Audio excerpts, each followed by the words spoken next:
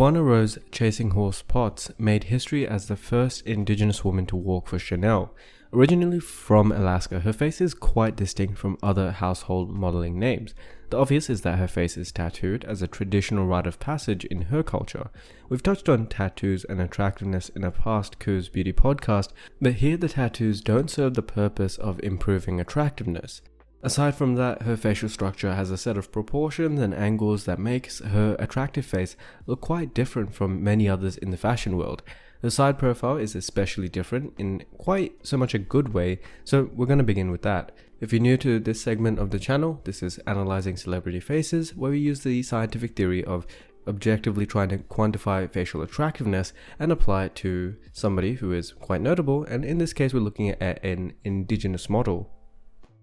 Quannah's jawline is unique to most models because it doesn't have the traditionally sharp separation between the ramus and the mandible. If you're unfamiliar with what the ramus or the mandible is, as we've covered in many of our past episodes, it's basically this and this segment of the jaw, the lower jaw, the mandible itself, and having different proportions of ramus to mandible lengths can either elongate your face vertically or stretch it out horizontally. And so this is quite a crucial characteristic to how the lower third of the face is defined, more so just by the ramus and mandible alone, because they're such large and salient aspects of your side profile. They're basically the determining factor of how attractive your side profile looks. And so when we say somebody has a defined jaw, essentially the ramus and mandible is within a acceptable proportion, so it's quite long and projected with adequate forward facial growth, and more importantly, the face is lean enough so that you can actually see where the ramus and mandible begin and end.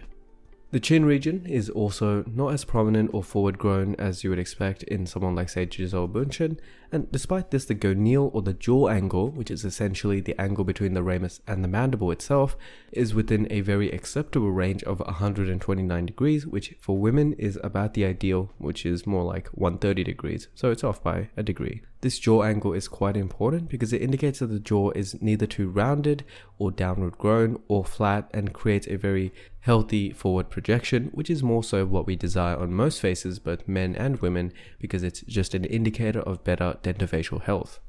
Despite having a shorter ramus length, her jaw still has an angle that is within an attractive range. Since women have on average higher gonale angles than men, this also adds some femininity into a face with such a pronounced zygomatic region. The zygomatic region is basically your cheekbones. When talking about recession of either the face or the chin being recessed, we like to jump to conclusions based on first impressions. At first glance, it can certainly appear that her chin and mandible are recessed. However, recession is quite complex because it doesn't only have to do with the jaw. When considering facial harmony, say how this one feature of having a more recessed chin relates to the context of her face as a whole, there are other factors you need to consider. How far the nose, brow bone, maxilla, or the upper jaw and lips protrude can all change apparent recession or how noticeable this one feature is. To measure recession, orthodontists can use a number of techniques as simple as drawing a line from the forehead down and seeing if the mandible or the lower jaw actually lines up with it, to more complex ones like the Frankfurt plane assessment.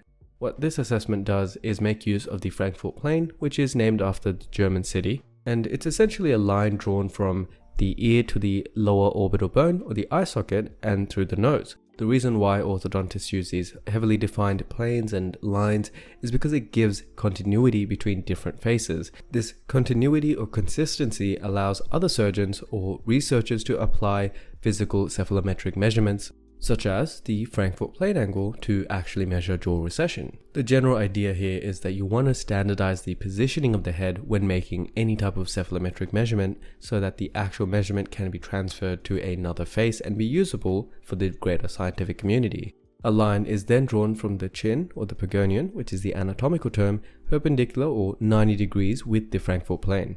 The chin should lie in line with the nasion at the minimum to not be considered recessed.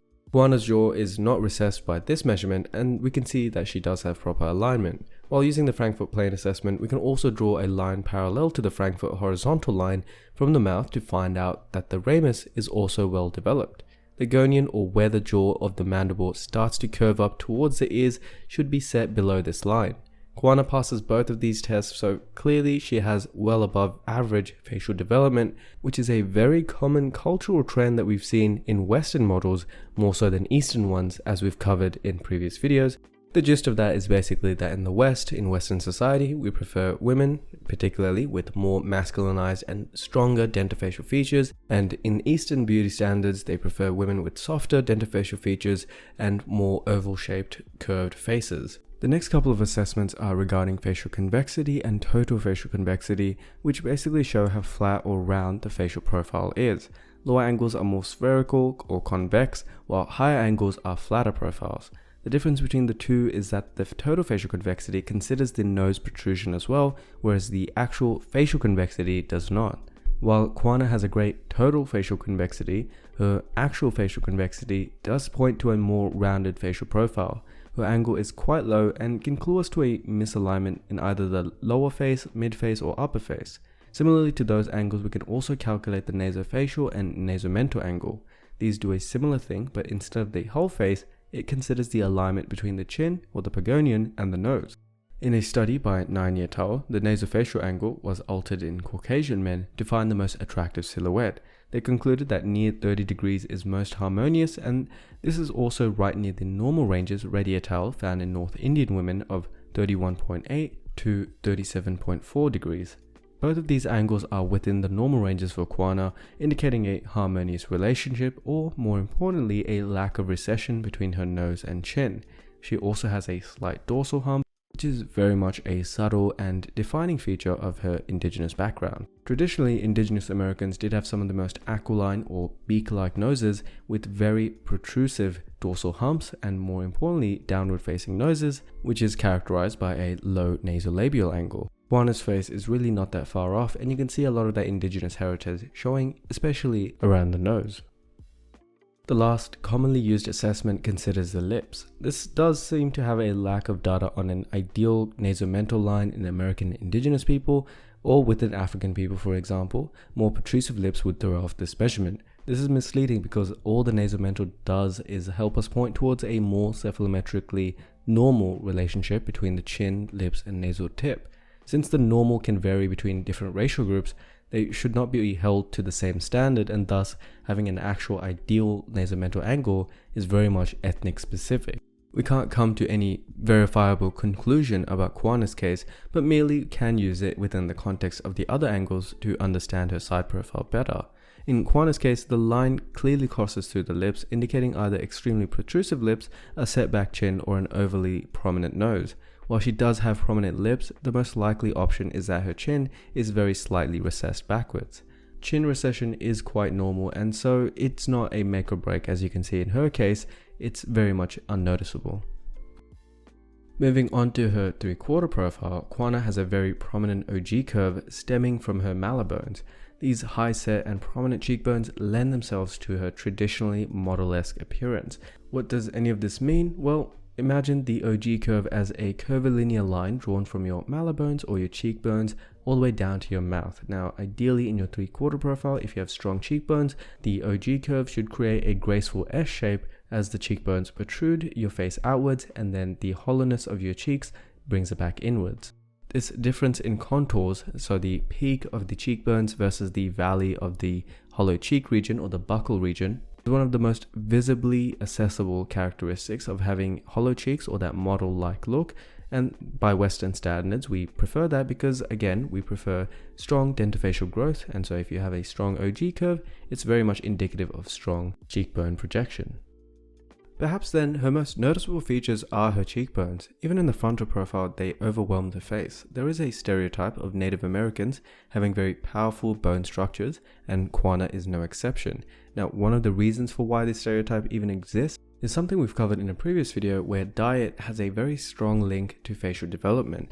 As proposed by Dr. Weston Price, the gist of that video: if you consume hard, fibrous, traditional foods, you're going to develop the right muscles and use proper application of force to create better tooth eruption and forward facial growth. This is why many indigenous faces do have very strong dentofacial growth, and part of this could also be due to their cultural practices of using, say, a headboard during child infancy when the head is still soft, which forces it to grow broad and outwards rather than long and dolichocephalic. Now, back to Quannah's analysis. Even with a slightly longer middle third and a longer mid-facial region, Overall, her facial width to height ratio is still relatively high at 1.87. Why is the facial width to height region even important? Well, as we've covered again on the channel, there is a lot of research that indicates higher facial width to height ratios. So basically, shorter and wider mid faces, think of it like a rectangle, produces a more dominant, aggressive and intimidating look, which is very much present in some of her photos. This higher width to height ratio is very much a result of larger malar mass, so having a large cheekbone but also having more submalar mass which goes under the cheekbone too, and wide bone structure overall. Having a combination of high malar mass and submalar mass adds to the hollow cheek look because by comparison, the valley and peak contrast is just so much greater. This is something we covered in Kim Kardashian's analysis where she got submalar implants to make the hollow cheek more defined. This higher facial width to height ratio counteracts a slightly longer mid-face ratio of 0.95 in a very harmonious balancing act. Neither ratio is too extreme and thus they balance each other without any one proportion looking overly uncanny or domineering. I quite like this photo on her Instagram, and it's of her and what I presume is also another Afro-Indigenous lady going by her Instagram, and so I mean absolutely no disrespect, but there is a very clear define between who we would expect the model to be and who we would not expect to be the runway model, and there are a number of reasons for that. On Quannah's face we can see the difference between high cheekbones with high submalar mass compared to a photo next to her who has equally as high cheekbones but a lot more buccal fat, and thus the contrast of contours from the peaks of the cheekbones to the valleys of the buccal region is a lot less noticeable. If you see in her case, it's almost a flat line. This is precisely why a lot of women still opt to get cheekbone fillers or cheek fillers, submalar fillers, all sorts of things to get this really sharp and desirable effect, or other women try to emulate this effect with makeup, especially using contour to make the submalar region darker, and so you have the visual illusion of having that peak and valley contrast. This is called pseudo-zygomatic projection, and it's something we've covered in this video here. In fact, after 100 or so videos, I think every single thing I've talked about in this video has already been covered in so much depth in an individual video. And so if you're looking for citations or research from where these ideas come from, then I suggest you just go to the channel and do a quick search using that name or whatever you're concerned with, and you'll find a video dedicated to it. Just before I move off this picture, one other thing I want to talk about in the differences between these two faces is with the under eye region. Both have equally wide and rectangular looking eyes, which should be, in theory, a masculinizing and intimidating facial feature that can actually make the face look more aggressive. Think about how your eyes look when you squint or furrow them in anger. However, the reason why one set of eyes looks more dominant than the other, one face overall looks more intimidating than the other, is because one has the presence of what the Koreans call aegyeosal. At Koovs, we call it the under eye fat pad. A lot more simpler, but it is literally as the name suggests.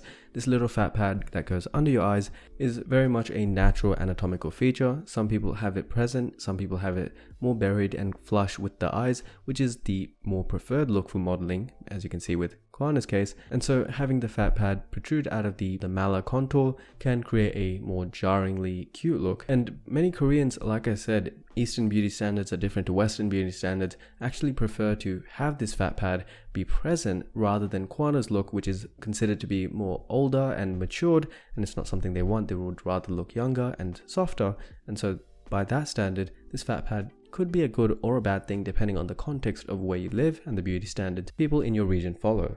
If you want to learn more about this fat pad or other aesthetic features that we at Koovs have determined to be important for looking your best, then I suggest you read some of these articles written by Dr. Khaled regarding the aesthetics of the fat pad itself. Overall, Quannah doesn't have a perfect face in terms of anatomical measurements or cephalometric guidelines, or in terms of the most harmonious proportions and angles. Hers is actually more of a case study as to why it's important to understand the fundamentals of what makes a face attractive from a cognitive or a social psychology point of view, rather than relying on cephalometric guidelines and numbers from a orthodontic point of view. The strength lies in a uniquely captivating array of non-traditional features, including her dorsal hump, weaker chin region, and wide yet slightly elongated face shape. And you also have to consider that she has facial tattoos, which is almost unheard of if it weren't for cultural reasons, which are factors you don't normally see in modeling, and that's not because they're particularly unattractive or undesirable. It's just that the modeling industry, especially runway modeling, has a very much set aesthetic look of high and defined dentofacial features with less ethnic heterogeneity between the models. In other words, no matter what racial background they come from, there is a lot of consensus between the way they look, and people with more unconventional features aren't given a whole lot of precedence, but that is changing now. But make no mistake that Quannah is not getting some kind of brownie points for being an ethnic diversity quota. Her face is very much still very strikingly attractive, with combinations of a strong zygomatic region of defined malar and submalar projection, having a striking eye area with almost rectangular, V-line, cat-like, however you want to put it, set of eyes without the under-eye region fat pad, or having a more commonly seen under-eye contour depression, where the under-eye contour dips down and makes the eyes appear to bulge outwards, rather than being deep set and intimidating looking as in her case. And so these features all combine together to make a model-like face that grasps the attention of runway audiences, and by being ethnically diverse, having these ethnic characteristics, especially in the nose shape and incredible facial width that we commonly see in indigenous populations. It's unsurprising that she's been chosen as a quote-unquote representative of an attractive face of indigenous origins, and so while she may not be the first of indigenous origin to be running the runway overall, in an industry that's still very much widely dominated by white women, and I'm speaking particularly to runway modeling, not any other type of modeling like e-commerce or lifestyle, which is very diverse now, but runway modeling is still very much dominated by tall, masculine looking white women, then it is nice to see the proof that we've always known that attractive people come from every race and ethnicity. Universal facial traits such as having a strong facial growth, defined jaw, forward dentofacial development, and intimidating eye region, these are not characteristics that are limited to just one racial group, as the industry may have you believe. Now, that's it for this week. If you would like to get your face assessed in very much the same way that we did this analysis, in much more detail actually, but nonetheless, get your face assessed over at the Coos website by ordering a facial aesthetic report. Each report is tailor-made to you, and it is performed by one of our doctors or dentists, and so you can ask a lot of questions after the report is performed to also get some additional advice. Other than that, you can also go to the website to read articles on aesthetics and our thoughts on it. Also, you can check out our TikTok and our Instagram. We are very much active on those with fresh new content that's specific for those platforms. And as always, I recommend that you leave your suggestions down on the comments below or over at our subreddit r/Coos Studio.